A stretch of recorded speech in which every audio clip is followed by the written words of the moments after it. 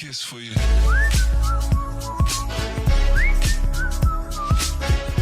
Hello everyone and welcome to Timeskip, a new series on the channel where I'll be looking at the games that have either been forgotten in the sands of time or games that have improved drastically since they launched that are basically new games at this point. In the first episode we are looking at Destiny 2, and how it has changed from a mediocre wasteland of bad in 2016 to a fun, engaging FPS in 2020. Let's go. Let's start with a brief history about what Destiny 2 is. Destiny 2 is the sequel to the original Destiny, which launched in 2014. It's a games-as-a-service, FPS, sci-fi looter shooter from acclaimed developer Bungie, who made the Halo games, and was originally published by Activision. From the launch trailer, there was a lot that this game promised that it didn't quite meet. The new amazing central story wasn't liked by many, and the post-game content was repetitive and boring. While the environments and set design were, and still are, phenomenal, the rest of the game was lacking. Many parts of the game were seen as too grindy or lacked a reason to keep playing. The player base quickly dropped off after the first couple of expansions. This stayed pretty consistent, with small DLC updates like Warmind and Curse of Osiris being released with pretty unfavorable reviews. Destiny 2 is looking like a worse flop than the original was at its end. Not to mention that with every new update, more trash got added to the Eververse, which was the in-game store for buying weapons and cosmetic stuff for real money.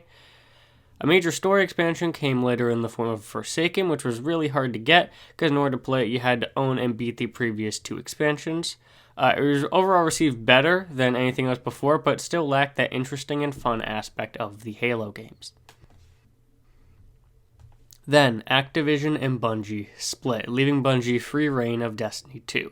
They then added and changed a lot about the game and fixed many systems users had complained about. They added weekly content drops, public events, new reward system, and eventually made the transition to Steam. This signifies a massive change for the game. Moving to Steam was also the way of them releasing the newest expansion without Activision's help, Shadowkeep, which was released and received much better and allowed for a new tale to be told in the series. The best, and in my opinion the reason Destiny 2 is more liked now, is because the move to Steam also made it free to play. You could go to every planet and all the DLC plans, do all the PvP stuff, do all the Year 1 content, and some Year 2 content raids.